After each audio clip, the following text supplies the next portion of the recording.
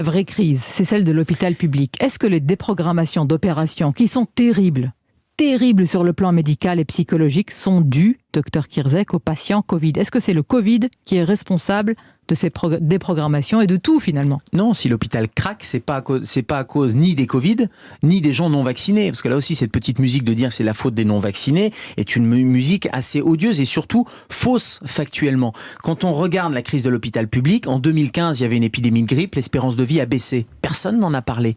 Actuellement, les déprogrammations et les plans blancs, dans l'imaginaire des gens, et voilà pourquoi ça panique ou ça crée ce climat de peur, ils ont l'impression que les plans blancs, c'est parce qu'il y a un afflux massif de victimes. Pas du tout, c'est des plans blancs pour que les directeurs d'hôpitaux puissent rappeler les infirmières sur leur jour de congé ou pour pouvoir déplacer des personnels d'un service à un autre. Donc ce sont des déprogrammations ou des plans blancs pour des problèmes d'erreur managériale depuis des années. Mais il n'y a pas du tout un afflux massif de victimes. Donc la crise, elle est structurelle. Où était, par exemple, la PHP? Pendant toutes ces années de fermeture de lits, où étaient les responsables de la PHP? Que n'ont-ils dit à ce moment-là? Ce sont les mêmes que vous avez actuellement aux manettes. Vous savez, on s'est trompé dans ce pays. On a dit il faut faire des économies et donc on fait des fermetures de lits, on fait des restructurations, donc on a mis des gestionnaires à la tête des hôpitaux.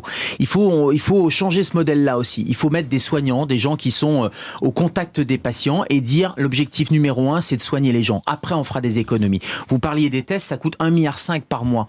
Combien d'hôpitaux avec 1,5 milliard? Rappelez-vous, en 2019, avant le Covid, le collectif interhôpitaux interurgence qui demandait l'objectif national des dépenses d'assurance maladie, une augmentation de 3%, 3 milliards. Oui. Et on disait il n'y a pas d'argent. On peut pas créer des services d'urgence de proximité, on peut pas développer l'hôpital. Ça a coûté 3 milliards. Là, en 2 mois, les 3 milliards, vous voyez, on les a trouvés et ils sont grillés. Et malheureusement, ça ne changera rien à la crise structurelle. Moi, c'est ça qui m'inquiète. C'est qu'en pointant du doigt la responsabilité du Covid, finalement, ça dédouane des responsabilités des restructurations et de la vraie crise qui est une crise structurelle de l'hôpital et de tout le système de santé. C'est un vrai sujet, docteur.